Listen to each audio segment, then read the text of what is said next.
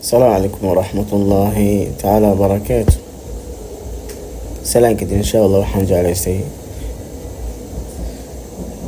wax yar oo aad ku heli doontid wax badan haddaad samayso arrintan ama shaygan yar aad akhriso samayso. waa wax yar aad kari karto awoodo inaad samayso oo culays kugu ahayn, waqtina kaaga qaadanaynin, oo u baahan inaad waqti siisid. waan wax yar wax aan saa u badnayn. waxaa weeyaan haddaad samaysana ilaahay idinkiisi wax badan aad ku helaysid.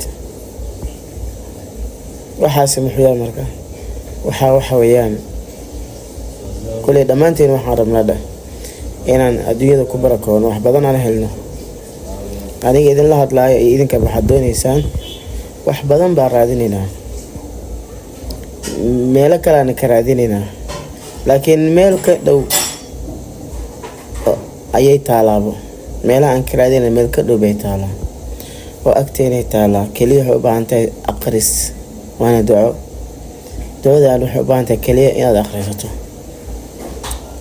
ducada maxay tahay marka? keliya waxaad dhehaysaa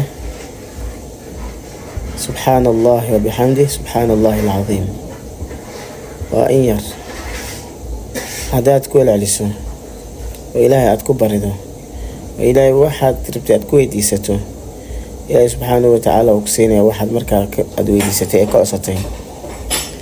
لكن حبانت قف لأي ماذا أي أقرية أي أبانت معهن قف اسكما قلي يقف الله جردعي معه qof laazima, qof ku celiya ee laazima oo waqti siiya, ilaahayna ku barya, arrimihiisa iyo danihiisa ilaahay ku weydiista ayaa loo baahan yahay. oo aan yaqiiniya waxaan inaad yaqiiniso loo baahan yahay.